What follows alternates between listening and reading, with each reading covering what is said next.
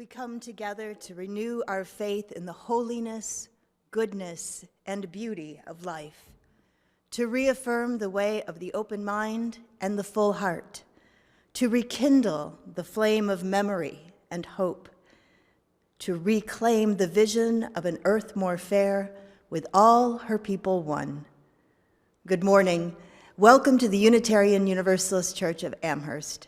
I'm Reverend Michelle Buheit, and I'm the minister of this congregation. I am joined in worship by our Director of Faith Development, Angela Warren. My pronouns, which I offer to create a truly inclusive and brave space for all to live into the fullness of their identities, are she and her. We are glad that you have set aside the time to fill the cup of your spirit and to connect in beloved community. Because even though we are not gathered in person, we are truly gathered in love and care. As we gather, we acknowledge that our church is built on land that was once occupied by the First Nations people of this region, the Haudenosaunee, and the people known as the Neutrals before them. May we be good stewards of the land and courageously cultivate community with all living things. It's been said that Unitarian Universalism is the religion that puts its faith in you, trusting each individual to engage in the spiritual journey and to reach your own conclusions about spiritual matters. We do that in beloved community as we support one another in faith and in friendship. In that spirit, this congregation has created a covenant, a sacred promise of how we will strive to be with one another. Please join me in speaking our covenant. Together we promise to gather in compassionate community, to celebrate diversity of thought and unity of spirit, and to seek wholeness for ourselves, our children, and our world. Each of us carries with us into this worship time cares and concerns, joys and sorrows. Perhaps there is someone on your heart. Together we create the container where we can put down our burdens, knowing they are held gently by this beloved community. I invite you to speak the names and give voice to that which is on your heart, or perhaps type them into the chat in the live stream. Now is the time to bring your whole self to the circle of love.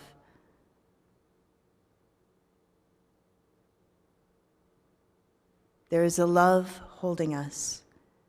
There is a love holding all that we love. We rest in that love.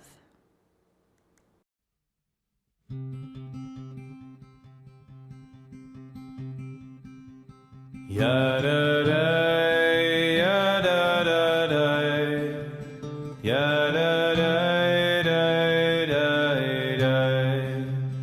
ya-da-da.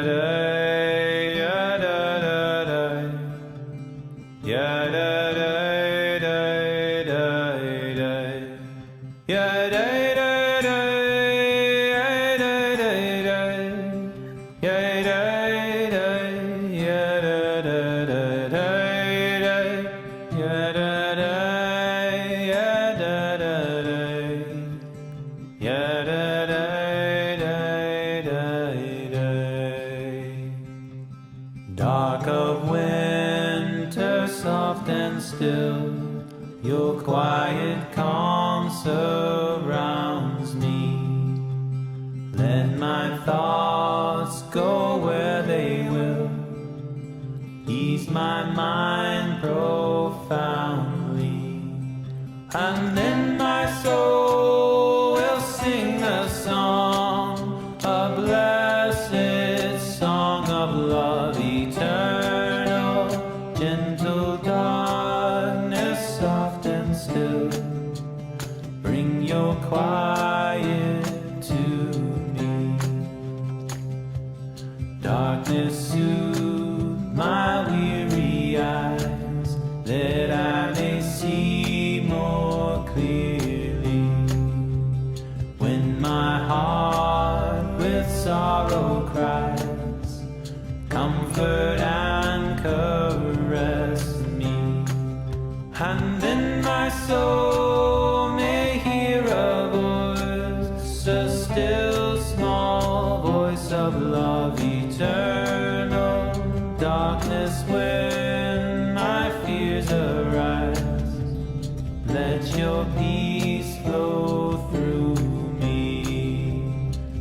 darkness when my fears arise. Let your peace flow through me. Blessed be the sacred fire that lives deep within each of us. May we cherish its light. Blessed be all that is contained and enclosed. Blessed be this time of isolation so that we may share health. Blessed be the future that grows protected within the womb.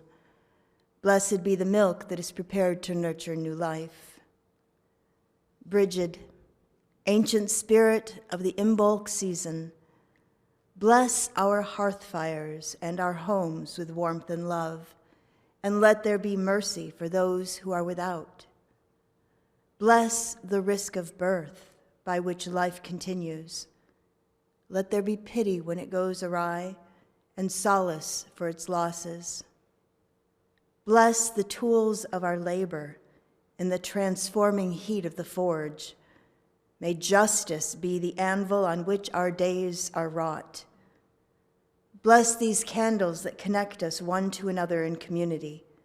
May they remind us that all flame is your flame, that all flame is one, that even when we are separated, we are not alone. And from this flame of personal light and covenant community, we kindle the chalice of our faith heritage that takes its shape from the prophetic words and wisdom of many traditions, from the human response to mystery and wonder, to reason and compassion, to the infinite abundance of divine creativity and love, and to the unending cycles of renewal and change in nature. May it stand as a beacon to all who seek to know the fullness of life. 7 weeks ago, we gathered, virtually and in person, to turn the wheel of the year at the winter solstice.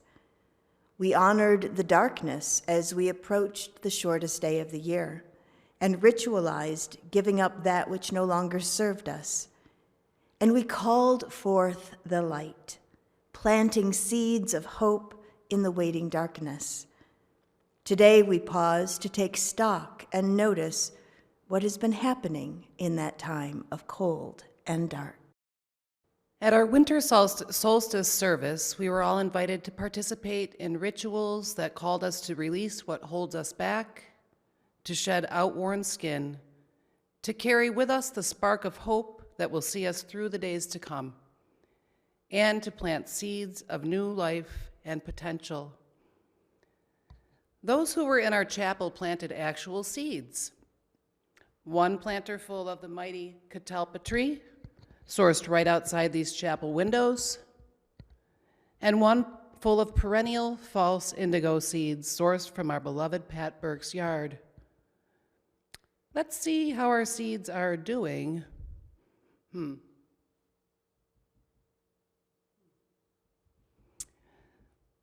Well, the light's been growing, but it appears that these particular seeds are still resting. Let's shed a little light on how it feels to wait for new life to emerge. This is The Garden by Arnold Lobel.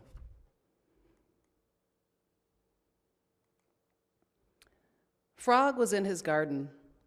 Toad came walking by. "What a fine garden you have, Frog," he said. "Yes," said Frog. "It is very nice, but it was hard work." "I wish I had a garden," said Toad. "Here are some flower seeds. Plant them in the ground," said Frog, "and soon you will have a garden." "How soon?" asked Toad. "Quite soon," said Frog. Toad ran home. He planted the flower seeds. "Now, seeds," said Toad, "start growing." Toad walked up and down a few times. The seeds did not start to grow. Toad put his head close to the ground and said loudly, "Now, seeds, start growing." He looked at the ground again. The seeds didn't start to grow. Toad put his head very close to the ground and shouted, "Now, seeds, Start growing. Frog came running up the path. What is all this noise? He asked. My seeds will not grow, said Toad. You're shouting too much, said Frog. Those poor seeds are afraid to grow. My seeds are afraid to grow? Asked Toad. Of course, said Frog. Leave them alone for a few days. Let the sun shine on them. Let the rain fall on them. Soon your seeds will start to grow. That night, Toad looked out of his window. Drat, said Toad. My seeds have not started to grow. They must be afraid of the dark. Toad went out to his garden with some candles. I'll read the seeds a little story, said Toad. Then they won't be afraid. Toad read a long story to his seeds. All the next day, Toad sang songs to his seeds, and all the next day, Toad read poems to his seeds, and all the next day, Toad played music to his seeds. He looked at the ground, but the seeds still did not start to grow. What shall I do? Cried Toad. These must be the most frightened seeds in the whole world. Then Toad felt very, very tired, and he fell asleep. Toad, Toad, wake up, said Frog. Look at your garden. Toad looked at his garden. Little green plants were coming up out of the ground. At last, shouted Toad, my seeds have stopped being afraid to grow. And now you have a nice garden too, said Frog. Yes, said Toad, but you were right, Frog. It was very hard work. I wonder, what was such hard work? Surely not just planting the seeds. What was the hardest work? Being patient? Coming up with creative ideas to encourage the seeds to grow? Perhaps the hardest part for Toad was allowing the seeds to awaken for themselves in their own time, not according to some prescription that came from his own desire to have a beautiful garden like his friend Frog.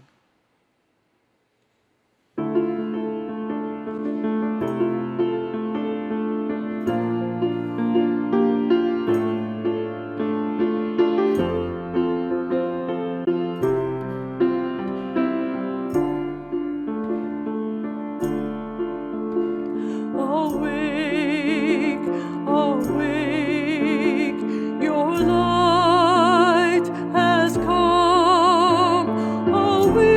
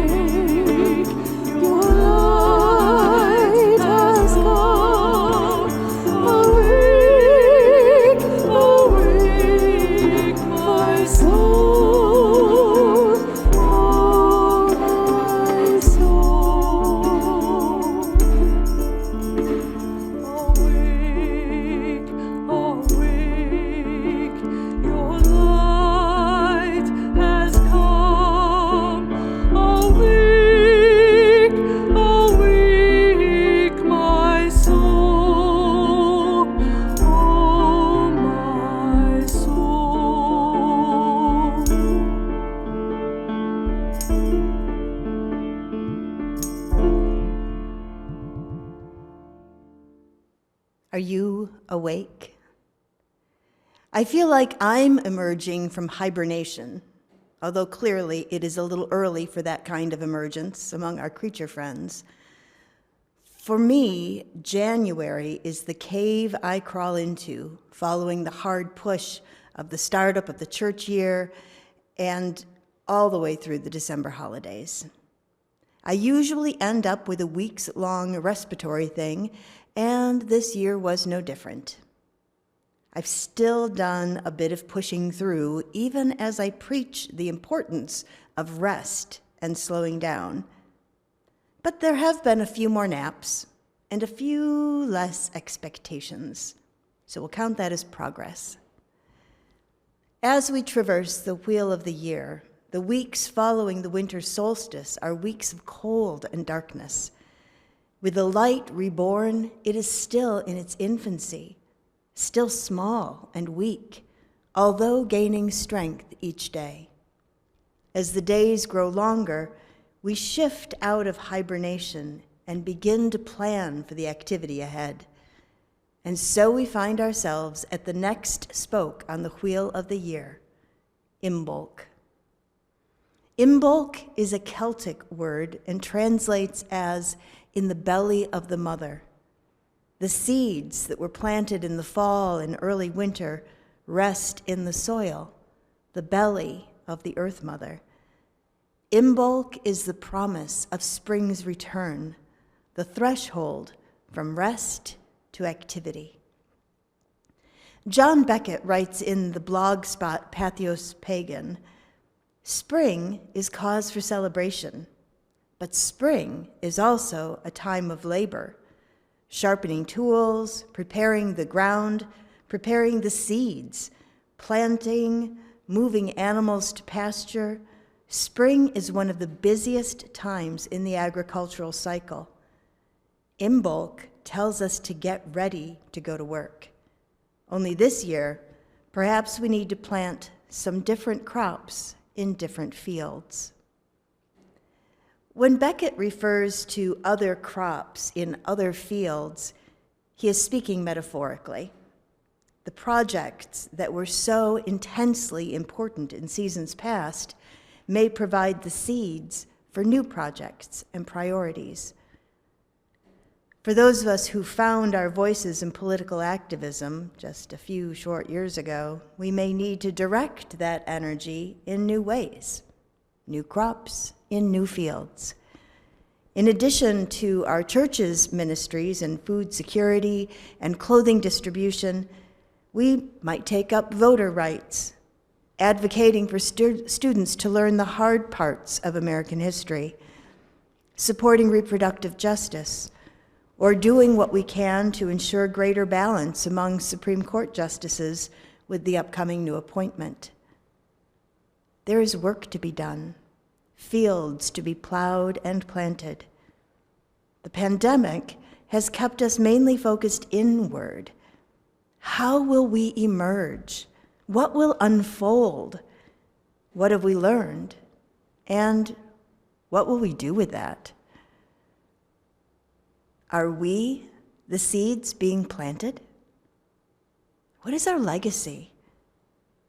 What work will we begin so that others may pick it up when our time is done? Some labors are long. They may take generations. Think building cathedrals. Do we have the courage to plant the seed of the tree whose shade we will never enjoy? We've spoken at length over the last couple of years about being good ancestors, having an awareness that our decisions and actions have an impact far beyond the present moment.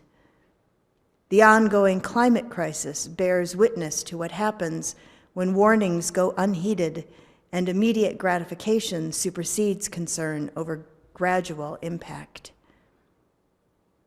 Recently, there has been some interest on social media to engage in a 10-year photo challenge.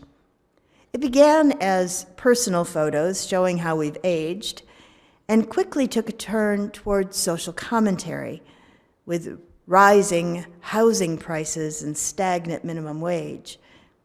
Most jarring to me were the photos that demonstrated the devastation of climate change. We Unitarian Universalists are stubbornly hopeful people. We believe in inherent worth and dignity, even when people's actions are deplorable. We believe that our actions can make a difference and that justice, equity, and compassion are possible. We are definitely Imbolc people, planters of seeds, patiently waiting for the coming season to bear fruit. The wheel will turn. The Celtic holy day of Imbolc is associated with the goddess Bridget, or Brigid, or Bride, a triple goddess that embodies the three aspects of a woman's life: maiden, mother, and crone. We'll explore Bridget a bit more momentarily, but for now we invoke her multiple aspects in this poem from Mael Brigde's A Bridget of Ireland devotional. Bridget 3. Goddess of smithing, goddess of healing, goddess of poetry. I ask for your presence. Listen if you will. Accept my offering. Hear my plea. Great you are, worshipped by craftsmen, bestower of skills, source of the keenest spark. Fire in your forge, fire in your well, fire burning in the head. I bring you the ogam, tin for smith, nettle for healer, loose for poet. Strong letters filled with wisdom, I honor you with them. These I offer, fine tool of iron, roots and stems of healing, song that I sing for you. I ask your aid, guidance, protection, sweet inspiration. Enfold me, surround me, comfort me, Bridget. This I ask, a home I delight in, health and discernment, good work and good family. Bridget 3, goddess of smithing, goddess of healing, goddess of poetry. I give you thanks. I give you thanks. I give you thanks. The pre-Christian Celtic goddess of light and inspiration, Bridget is associated with crossroads and thresholds, which we will consider in the next segment as we pull at the threads of the tapestry of legends associated with the goddess and the Christian saint who bears her name. We will discover that in the realm of Celtic spirituality, there are no easy delineations between heaven and earth, myth and mundane. The sacred can be found everywhere. To create the bridge between the Bridgets, I offer a recorded chant from American author and theorist of feminist neo-paganism, Starhawk. The chant calls upon Brigid, keeper of the well and of the eternal flame.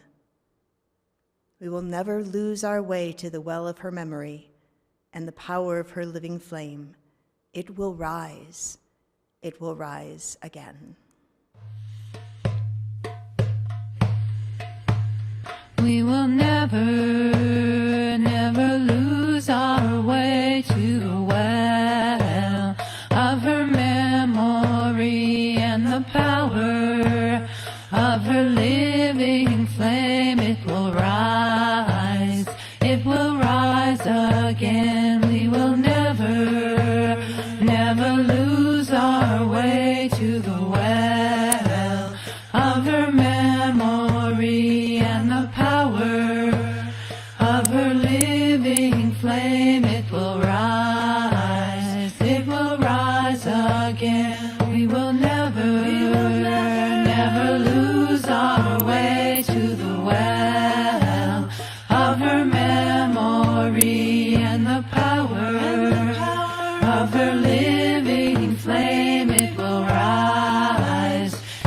rise again. We will never lose our way to the well of her memory, and the power of her living flame. It will rise again. We will never lose our way to the well of her memory, and the power of her living flame.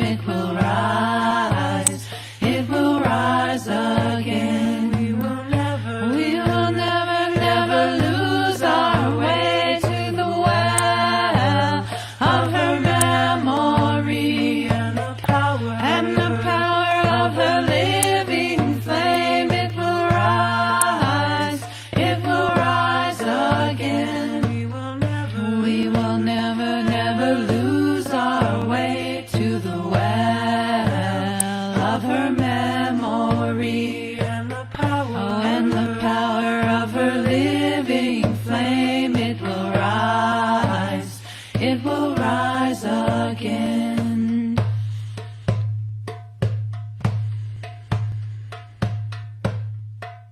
Who is this goddess, Brigid?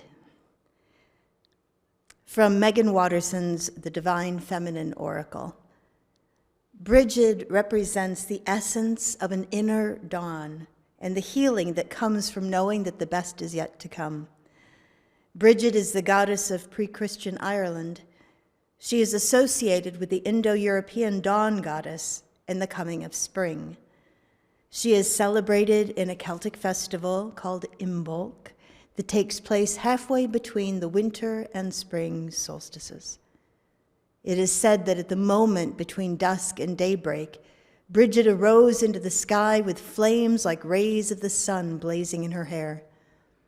There's a shrine near Kildare in Ireland that is sacred to the Druids because it was believed to have been a place where Brigid's priestesses tended to her eternal flame.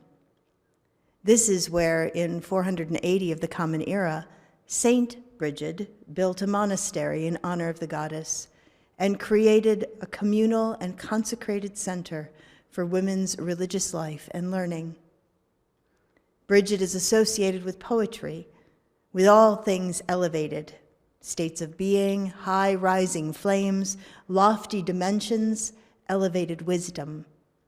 She is said to have created the whistle for walking through the night, which lifts the wanderer with its levity and reminds her she's not alone.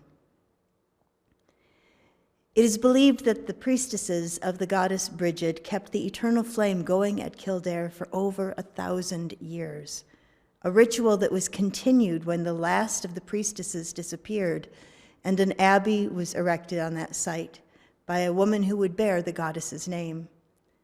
She became Saint Brigid, a Celtic Christian born of a Druid father and a Christian mother. The eternal flame was violently extinguished in the 16th century at the hands of Protestant reformers. So who is this Saint Brigid, named for the beloved goddess of the Celtic people? Again, reading from Megan Watterson. Saint Brigid was born in Ireland in 453 of the Common Era, the daughter of an enslaved Pict woman named Broca. Brigid's name comes from the Celtic Draganti, meaning high or exalted. It is said that the moment the king witnessed Brigid's generosity, he knew that she was holy, and he set her free. Brigid shares the name of the Celtic goddess Brigid and took on many of the same attributes. Saint Brigid's feast day is also Imbolc, the first day of February, which is the day that the goddess Brigid is honored. Tradition says that Saint Brigid died on Imbolc in 525. The abbey at Kildare that Saint Brigid founded became a center of religion and learning and developed into a cathedral city. It remains famous and revered today. According to John Philip Newell, the St. Bridget myths weave together the pre-Christian and Christian. She combines the Druidic love of earth with Christianity's awareness of heaven. She points to a sacredness that is within as well as beyond us, that is embodied in earth, but not bound by form, a sacredness that is beneath our very feet, yet higher than the highest heaven, the two forever one, both expressing the divine essence of life. The mythology around both of these Bridgets is intertwining and not locked in sequential time.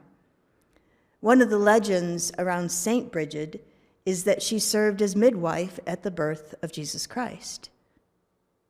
Could a 5th century woman time travel 500 years to be present at the birth of the Christ child? Our logical minds get tied up in knots as we try to sort out the disconnect between our experience of time as linear and the larger reality that denies that experience. Or perhaps we just brush off the assertion as foolish legend. But I wonder if there is a larger truth. If the role of the midwife is to ease the way for something new to be born, can we not find the symbolic application for this legend? A midwife does not create life. She is the bridge from possibility to emergence. An actual historic woman named Bridget built a monastery on the site of the shrine of the pre-Christian goddess Bridget, a monastery that made a safe haven for women to be educated and to tend the eternal flame of that earlier woman-honoring tradition. That strikes me as a sacred bridge and sacred bridge building at its best. To take the best of remembered tradition and use it as the foundation for radical emergence. Earlier, I noted that both the goddess and the saint Bridget are associated with crossroads and thresholds. In her role of midwife, Saint Bridget would lead a laboring woman to the threshold of the home, literally the front door of the home, the liminal space between inside and outside. And that's where the child would be born. Legend tells us that the saint was born just before sunrise, in the twilight of the early morning, in that time governed neither by the sun's light nor the moon's light, but by the two lights, the twilight.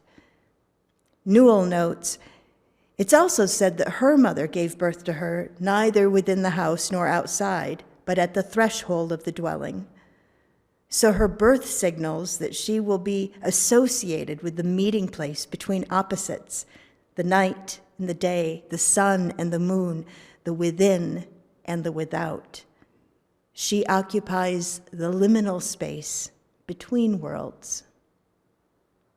And of course, with her birth falling on Imbolc, the midpoint between winter solstice and spring equinox, she is the portal between dark and light.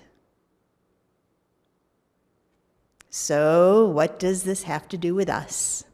The Imbolc people, planters of seeds, patiently waiting for the coming season to bear fruit. I suggest that we are people who, if not comfortable with liminal space, understand its role in cycles of life, death, and rebirth. We are called to both reason and reverence.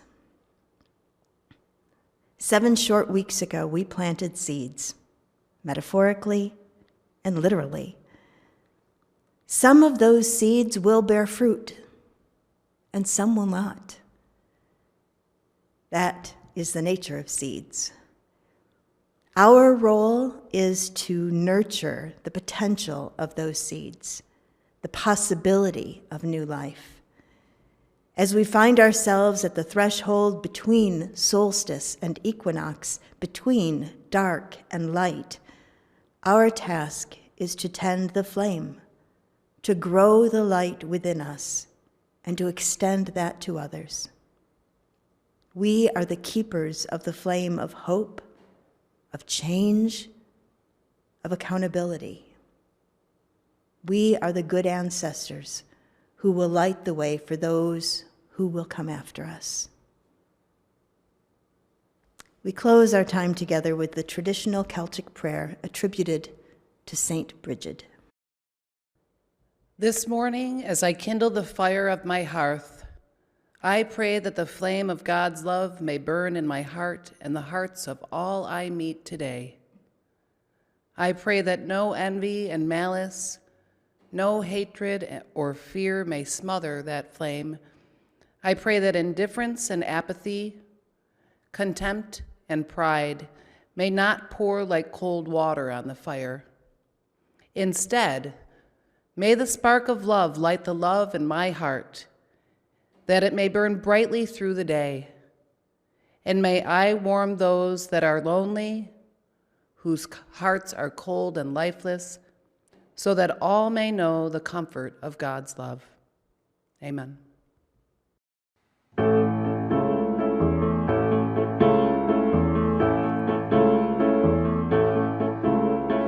Give light, and people will find the way. Give light, and people will find the way. Give light, and people will find the way. People will find the way, I do believe. Teach peace, and people will find the way. Teach peace, and people will find the way. Teach peace, and people will find the way. People will find the way, I do believe. Reach out, and people will find the way. Reach out, and people will find the way.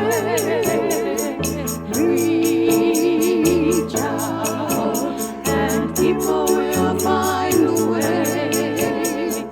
People will find the way, I do believe. Give love, and people will find the way. Give love, and people will find the way. Give love, and people will find the way. People will find the way, I do believe. Sing out, and people will find the way.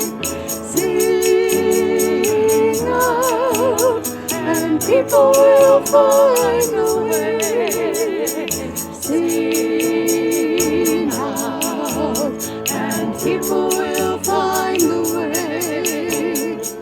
People will find the way, I do believe. Give light, and people will find the way. Give light, and people will find the way. Give light, and people will find the way. People will find the way, I do believe.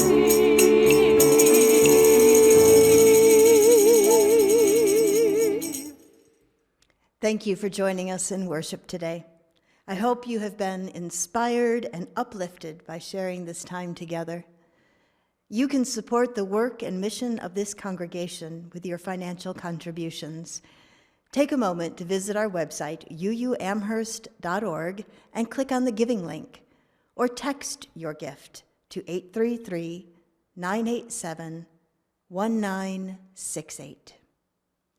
Please join me as we extinguish our chalice with these familiar words.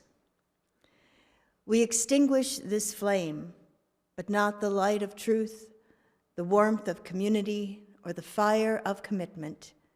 These we carry in our hearts until we are together again.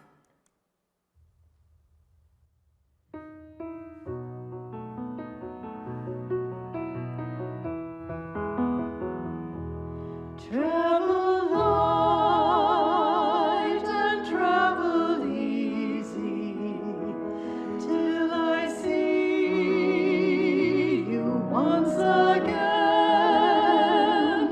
Travel light and travel easy, and remember I'm your friend.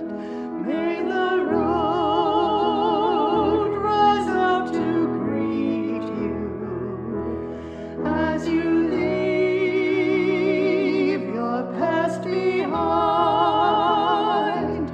I will think about you gently, and I'll hold you in my mind.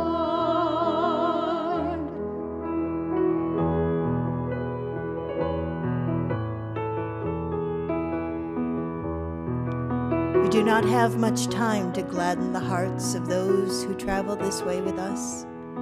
So be swift to love and make haste to be kind. Go in peace.